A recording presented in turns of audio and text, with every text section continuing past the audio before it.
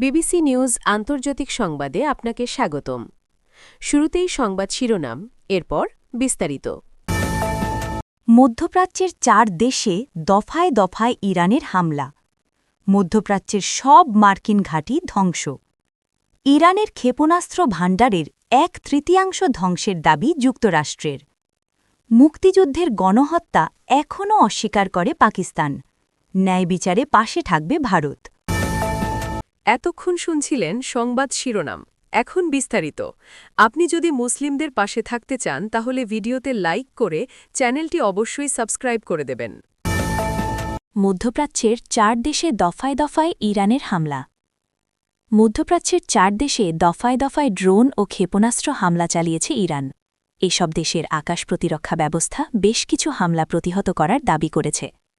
শুক্রবার ২৭ মার্চ বিবিসির এক প্রতিবেদনে এ তথ্য জানানো হয়েছে। সৌদি আরব জানিয়েছে রাজধানী রিয়াদ লক্ষ্য করে ৬টি ব্যালিস্টিক ক্ষেপণাস্ত্র ছোড়া হয়েছে। এর মধ্যে ২টি আকাশ প্রতিরক্ষা ব্যবস্থার মাধ্যমে ভূপাতিত করা হয়েছে এবং বাকি ৪টি উপসাগরীয় জলসীমা বা জনবসতিহীন এলাকায় পড়েছে।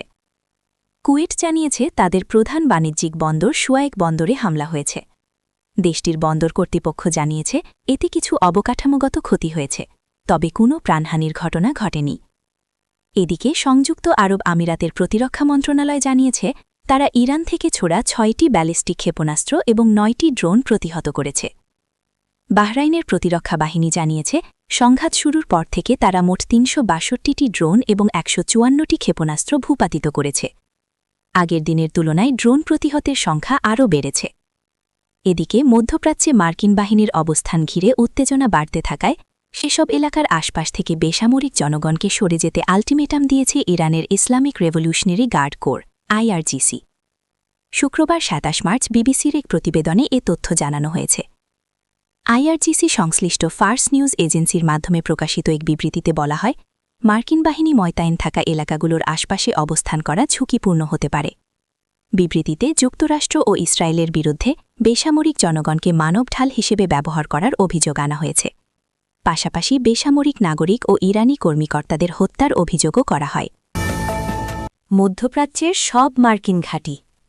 মধ্যপ্রাচ্যে যুক্তরাষ্ট্রের ১৭টি সামরিক ঘাঁটির সবগুলো ধ্বংস করে দেওয়া হয়েছে বলে দাবি করেছে ইরান।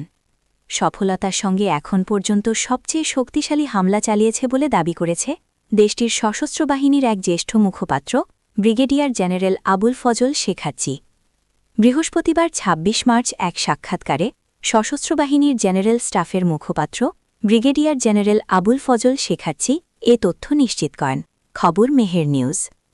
সশস্ত্র বাহিনীর জেনারেল স্টাফের মুখপাত্র তিনি বলেন, পশ্চিম এশিয়া অঞ্চলে যুক্তরাষ্ট্র নিজেদের ১৭টি ঘাঁটি স্থাপন করেছিল এবং ১৭টি ঘাঁটি এখন পর্যন্ত ইরানের শক্তিশালী সশস্ত্র বাহিনী ধ্বংস করে দিয়েছে। আমেরিকানরা তাদের ঘাঁটি ও সেনাবাহিনী রক্ষা করতে পারেনি। ইসরায়েল ও যুক্তরাষ্ট্রের বিরুদ্ধে গত বছরের ১২ দিনের যুদ্ধের প্রসঙ্গ টেনে শেখাচ্চি বলেন, ওই যুদ্ধের পর ইরানের প্রতিরক্ষামূলক পরিবর্তিত নীতি অনুযায়ী গত ৪৭ বছরে ইরান কোনো দেশও আক্রমণ করেনি এবং ভবিষ্যতেও অন্য দেশে আগ্রাসন চালাবে না। ইরানের আক্রমণাত্মক নীতির অর্থ হল, যদি কোনো দেশ আমাদের ওপর হামলা চালায় আমরা পাল্টা আঘাত করব যতক্ষণ না তা ধ্বংস হয় এবং আমরা তাদের ছেড়ে দেব না। হরমুজ প্রণালীর পরিস্থিতি প্রসঙ্গে সশস্ত্র বাহিনীর এই মুখপাত্র বলেন, যুদ্ধ শেষ হলেও হরমুজ প্রণালী আর আগের মতো হবে না। দেশগুলোকে আমাদের নির্ধারিত শর্ত মেনে চলতে হবে। তিনি আরও বলেন, নিরাপত্তা দেয়ার মিথ্যা দাবিতে যুক্তরাষ্ট্র আঞ্চলিক দেশগুলোর কাছে সামরিক অস্ত্র ও সরঞ্জাম বিক্রি করেছে। ওই দেশগুলোর অর্থায়নে সেখানে সামরিক ঘাঁটি স্থাপন করেছে। শেখাচ্চি আঞ্চলিক মুসলিম দেশগুলোকে যুক্তরাষ্ট্রের বাহিনীকে আশ্রয় দেওয়া বন্ধ করার আহ্বান জানিয়ে বলেন, আমাদের সক্ষমতা প্রতিদিনই আরও শক্তিশালী হচ্ছে। আমরা আমাদের সামরিক ব্যবস্থা ক্রমাগত উন্নত করছি, যাতে যে কোনো চ্যালেঞ্জ মোকাবিলা করা যায়। ইরানের ক্ষেপণাস্ত্র ভাণ্ডারের ১/৩ ধ্বংসের দাবি যুক্তরাষ্ট্র। ইরানের ক্ষেপণাস্ত্র ভাণ্ডার নিয়ে চাঞ্চল্যকর তথ্য দিয়েছে যুক্তরাষ্ট্র। দেশটির গোয়েন্দা তথ্য বলছে, চলমান যুদ্ধের প্রেক্ষাপটে ইরানের ক্ষেপণাস্ত্র ভাণ্ডারের মাত্র প্রায় ১/৩ নিশ্চিতভাবে ধ্বংস করা সম্ভব হয়েছে। শুক্রবার ২৭ মার্চ বার্তা সংস্থা রয়টার্সের এক প্রতিবেদনে এ তথ্য জানানো হয়েছে। একাধিক সূত্রের বরাতে প্রতিবেদনে বলা হয়েছে, আরও ১/৩ ক্ষেপণাস্ত্র ক্ষতিগ্রস্ত, ধ্বংস বা ভূগর্ভস্থ টানেলে চাপা পড়ে থাকতে পারে। তবে এগুলোর প্রকৃত অবস্থা এখনও স্পষ্ট জানা যায়নি। একই ধরনের মূল্যায়ন ইরানের ড্রোন সক্ষমতার ক্ষেত্রেও প্রযোজ্য বলে জানানো হয়েছে। মার্কিন প্রতিরক্ষা বিভাগের এক কর্মকর্তা জানিয়েছেন, যুদ্ধ শুরুর পর থেকে ইরানের ক্ষেপণাস্ত্র ও ড্রোন হামলার হার প্রায় ৯০% কমে গেছে। একই সঙ্গে যুক্তরাষ্ট্রের সেন্ট্রাল কমান্ড দাবি করেছে, তারা ইরানের ক্ষেপণাস্ত্র, ড্রোন এবং নৌসামরিক উৎপাদন অবকাঠামোর ৬৬% বেশি ধ্বংস বা অকার্যকর করে দিয়েছে। রয়টার্স জানিয়েছে, তবে বাস্তব পরিস্থিতি এখনও জটিল, কারণ ইরান তাদের সামরিক কৌশলের অংশ হিসেবে দীর্ঘদিন ধরে ভূগর্ভস্থ টানেল নেটওয়ার্ক গড়ে তুলেছে। এসব টানেলে ক্ষেপণাস্ত্র, লঞ্চার ও ড্রোন লুকিয়ে রাখা হয়, যা বিমান হামলার পরও অনেক ক্ষেত্রে অক্ষত থাকতে পারে।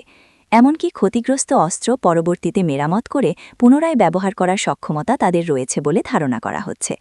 এদিকে ইসরায়েলি সামরিক সূত্রগুলো জানিয়েছে, যুদ্ধ শুরুর আগে ইরানের কাছে প্রায় ২৫০০ ব্যালিস্টিক ক্ষেপণাস্ত্র ছিল। এর মধ্যে প্রায় ৭০% লঞ্চার অকার্যকর করা হয়েছে বলে দাবি করা হলেও অবশিষ্ট অংশ ধ্বংস করা তুলনামূলক কঠিন হয়ে উঠছে।